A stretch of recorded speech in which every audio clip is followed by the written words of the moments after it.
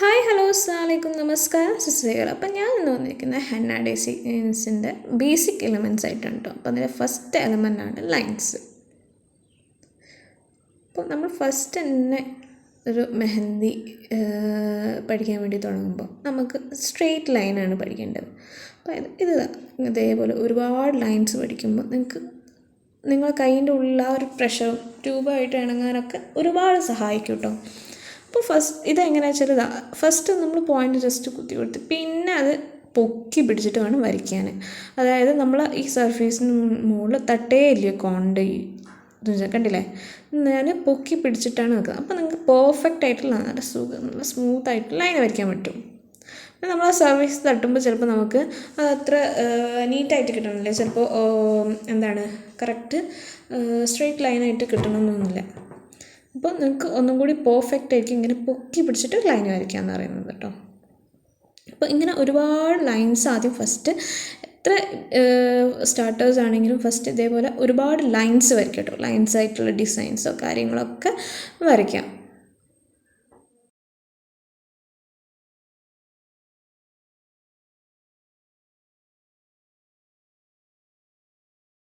വേണ്ടില്ല, ഞാൻ line fill ചെയ്യാനുള്ള ഡിസൈൻ കേട്ടോ നോക്കുന്നത്. അപ്പോൾ ഇതേപോലെ 4 ലൈൻസ് വരയ്ക്കുക ആദ്യം ഫസ്റ്റ് തന്നെ. കണ്ടില്ലേ?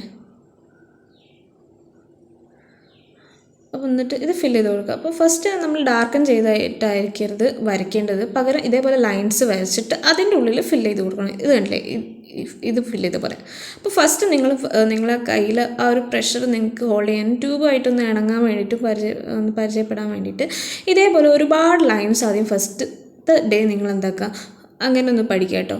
വെറും ലൈൻസ് മാത്രമായിട്ട് വേറെ ഡിസൈൻസോ കാര്യങ്ങളോ ഒന്നും ഹോൾഡ് ചെയ്യാതെ ലൈൻസ് മാത്രം നന്നായി പ്രാക്ടീസ് ചെയ്യുക. ആണല്ലേ? ഇനി അടുത്ത സ്റ്റെപ്പാണ്, അടുത്ത എലമെൻ്റാണ് ഡോട്ട്സ് എന്ന് പറയുന്നത്.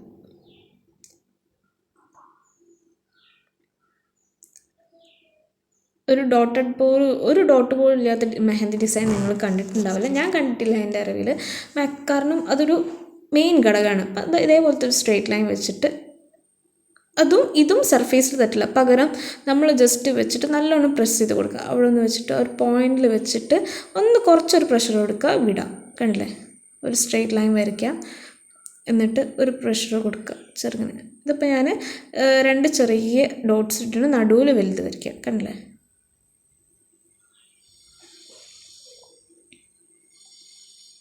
ജസ്റ്റ് ഒന്ന് പ്രസ് ചെയ്ത് കൊടുത്താൽ മാത്രം മതി, വേറൊരു മൂവ്മെൻറ്റോ കാര്യങ്ങളോ ഒന്നും ചെയ്യണ്ട. ഇപ്പോൾ ഇതൊരു കർവ് ഡിസൈനിലാണെങ്കിൽ കേട്ടോ, കർവ് ലൈനിൽ ഞാൻ വരച്ച് കൊടുക്കണം ഡോട്ട്സ്. ഈ ഡോട്ട്സിൻ്റെ ഡിസൈൻസ് വരുമ്പോൾ നല്ലൊരു പ്രത്യേക തരം ഭംഗിയാട്ടോ കാണാൻ. നിങ്ങൾക്ക് ഏത് ഡിസൈൻ, പ്രത്യേകിച്ച് ഈ അറേബ്യൻ ഡിസൈൻസിലൊക്കെ നിങ്ങൾക്ക് ഈ ഡോട്ട്സിൻ്റെ സാന്നിധ്യം നന്നായിട്ട് കാണാൻ കഴിയും. കാരണം ആ ഒരു പ്രത്യേക ഭംഗിയാണ്. ജസ്റ്റ് ഒരു ഡോട്ടാണെങ്കിൽ പോലും അതിനൊരു പ്രത്യേക ഭംഗിയാണ് കാണാൻ. ഇതാണ് നമ്മൾ സെക്കൻഡ് എലമെന്റ് എന്ന് പറയുന്നത് ഡോട്ട്സ്.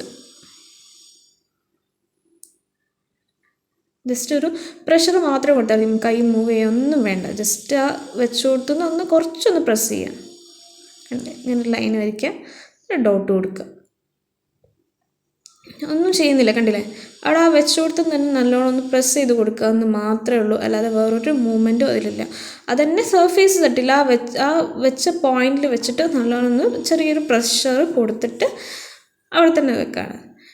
മൂന്നാമത്തെ എലമെൻ്റാണ്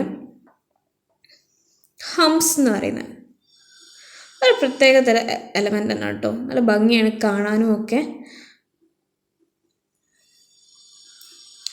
അതിന് നമ്മൾ ഫസ്റ്റ് ഇതേപോലെ ഒരു സ്ട്രെയിറ്റ് ലൈൻ, എല്ലാത്തിനും കണ്ടില്ലേ ലൈൻസാണ് മെയിൻ ഘടകം എന്ന് പറയുന്നതേ ലൈൻസാണ്. അതുകൊണ്ടാണ് ഞാൻ പറഞ്ഞത് ഫസ്റ്റ് നിങ്ങൾ ലൈൻസ് ഒരുപാട് പ്രാക്ടീസ് ചെയ്യുക. കാരണം ആ ലൈൻസ് വരച്ചാൽ തന്നെ നിങ്ങൾക്ക് നല്ലൊരു എയിം കിട്ടാൻ പറ്റും. എല്ലാത്തിൻ്റെയും ഫസ്റ്റ് ഘടകം എന്ന് പറയുന്ന ഒരു ലൈനാണ്.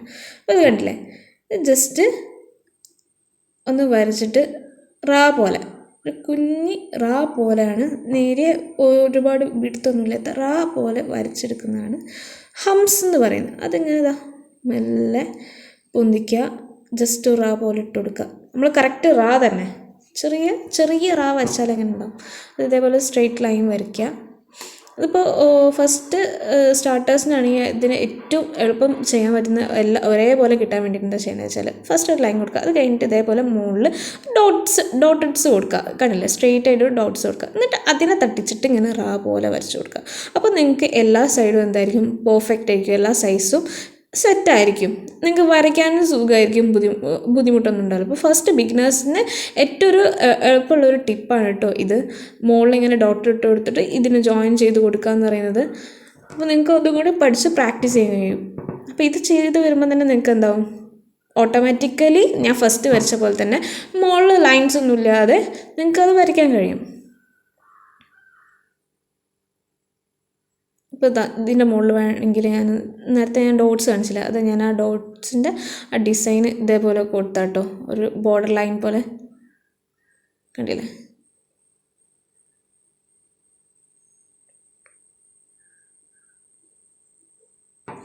ഇതിൻ്റെ താഴെ നമുക്ക് ഹംസിൻ്റെ ഒരു ഡിസൈൻ കൊടുക്കാം. കണ്ടില്ലേ, മെല്ലെ റാ പോലെ ചെയ്യുന്നുള്ളൂ. കണ്ടില്ലേ.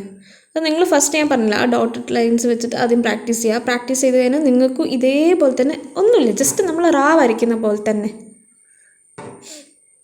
ഇങ്ങനെ വരച്ചെടുക്കാം. ഇതിൻ്റെ പേരാണ് ഹംസ് എന്ന് പറയുന്നത്. അപ്പോൾ ഫസ്റ്റ് ഡേ നിങ്ങൾ എല്ലാ ഡിസൈനും സെലക്ട് ചെയ്യുന്നത് 3 ഡിസൈൻ ആദ്യം സെലക്ട് ചെയ്ത് നല്ലോണം പ്രാക്ടീസ് ചെയ്യാൻ പറഞ്ഞു. ഫസ്റ്റ് എല്ലാത്തിൻ്റെയും ഘടകം എന്ന് പറയുന്നത് മെയിൻ ലൈൻസാണ്. ലൈൻസ് നന്നായിട്ട് വരച്ച് പഠിക്കുക. അത് കഴിഞ്ഞിട്ട് പിന്നെ ഡോട്ട്സ് ചെയ്യുക, പിന്നെ ഹംസ് ചെയ്യുക.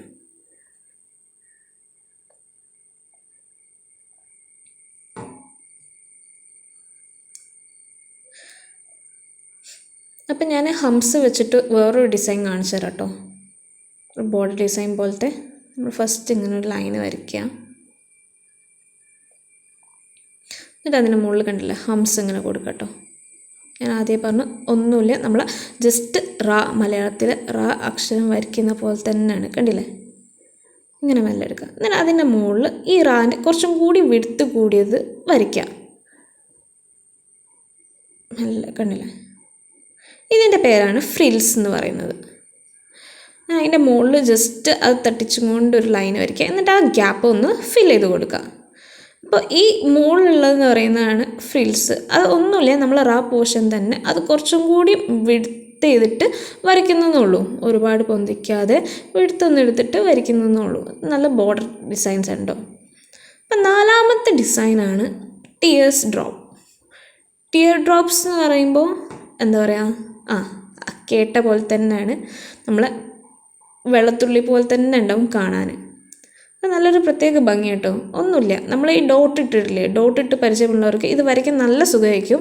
ആദ്യം ഡോട്ടിൻ്റെ പ്രഷറിൽ നല്ലോണം എടുക്കുക, ജസ്റ്റ് ഒന്ന് വലിച്ചു കൊടുക്കുക താഴത്തേക്ക്. ഏത് സൈഡിലേക്കാണോ വലിക്കുക അവിടേക്ക് വയ്ക്കുക. ജസ്റ്റ് ഒരു ഡോട്ട് കൊടുക്കുക, എന്നിട്ട് അവിടെ നിന്ന് വലിക്കുക. കണ്ടില്ലേ, ജസ്റ്റ് ഒരു ഡോട്ട് കൊടുക്കുക, അവിടെ നിന്ന് അടിക്കുക. നമ്മൾ കയ്യിലെ പ്രഷറിനനുസരിച്ചിരിക്കും അത്. അപ്പോൾ ഡോട്ട് കൊടുത്ത് നിർത്തിയിട്ട് അവിടെ നിന്ന് ചെറുങ്ങനെ ഒന്ന് വലിച്ചു വിട്ടാൽ മതി. കണ്ടില്ലേ, സുഖമാണ്. ഫസ്റ്റ് നിങ്ങൾക്കൊരു ബുദ്ധിമുട്ടുണ്ടാവും, അത് ഈ ഡോട്ട് ചെയ്ത് പഠിച്ചവർക്ക് നന്നായിട്ട് ചെയ്യാൻ കഴിയും കേട്ടോ. അതുകൊണ്ടാണ് പറഞ്ഞത്, ഓരോ എലമെൻറ്റും ഫസ്റ്റ് അത് ഫിനിഷായി വരുന്നതിനനുസരിച്ച് നിങ്ങൾ കൂടുതൽ പ്രാക്ടീസായി നിങ്ങൾക്ക് ഡിസൈൻസ് ചെയ്യാനും കുറച്ചും കൂടിയും കംഫർട്ടബിൾ ആയിരിക്കും. അതുകൊണ്ടാണ് പറഞ്ഞത്, ഫസ്റ്റ് സെക്കൻഡ് ഡോട്ട്സ് സെറ്റായി വരുമ്പോഴത്തേക്കും നിങ്ങൾക്ക് ഈ ടിയർ ഡ്രോപ്സ് വരയ്ക്കാൻ എളുപ്പമായിരിക്കും.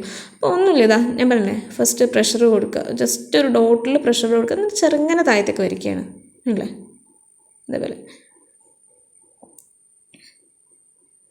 അപ്പോൾ ഓരോ ഡിസൈൻസും നിങ്ങൾ എന്താക്കുക, ഇപ്പോൾ ഞാൻ പറഞ്ഞ ലൈൻസ് ആയാലും ഡോട്ട്സ് ആയാലും ഒക്കെ നിങ്ങൾ ഓരോ ദിവസം അത് മാക്സിമം ഒരു ദിവസം തന്നെ നിങ്ങൾ 2 ഡിസൈൻസ് മാത്രം, അല്ലെങ്കിൽ ഏറിപ്പോയ ഒരു 3 ഡിസൈൻ മാത്രം പ്രാക്ടീസ് ചെയ്യുക.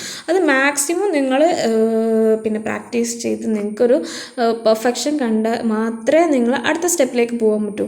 ഇല്ലെങ്കിൽ നിങ്ങൾക്ക് മൊത്തത്തിൽ കൺഫ്യൂഷനാകും, ചിലപ്പോൾ പെർഫെക്റ്റ് ആയിരിക്കില്ല, നീറ്റായിരിക്കില്ല. അപ്പം ഞാനിതാ ഈ നേരത്തെ വരച്ച ഹംസിൻ്റെ സൈഡിൽ ടിയർ ഡ്രോപ്സ് വരയ്ക്കാൻ പോകട്ടോ. കണ്ടില്ലേ, ജസ്റ്റ് ഒരു ഡോട്ട് കൊടുക്കുക, എന്നിട്ട് മെല്ലെ മുകളിലേക്ക് വരച്ചു കൊടുക്കുക. ജസ്റ്റ് ഒരു ഡോട്ട് ഇങ്ങനെ, ഒന്നുമില്ല, കണ്ടില്ല, നമ്മൾ ആ കൈയിൻ്റെ മുകളിലാണ് നമ്മളെല്ലാ പ്രഷറും. ഈ എലമെൻറ്റ്സ് പഠിച്ച് വരുമ്പോൾ തന്നെ നമ്മളെന്താവും, ഏകദേശം നമ്മളെ കൈയിൻ്റെ ഉള്ളിലുള്ള പ്രഷർ കാര്യങ്ങളൊക്കെ കൺട്രോളിലാവും. അതേപോലെ തന്നെ നമ്മൾ ട്യൂബായിട്ട് നല്ല ഒരുപാട് പരിചയമാവും. ടിയർ ഡ്രോപ്സ് ഞാനൊന്നും കൂടി വരച്ച് കാണിച്ചു കേട്ടോ. ജസ്റ്റ് ഒരു ഡോട്ട് കൊടുക്കുക, അത് നല്ല, അതും സർഫേസിൽ തട്ടുന്നില്ല. കണ്ടില്ലേ, എൻ്റെ ട്യൂബ് ഒരിക്കലും ഷീറ്റിൻ്റെ മുകളിൽ തട്ടുന്നില്ല, പൂന്തിയും കൊണ്ടാണ്, കണ്ടില്ലേ?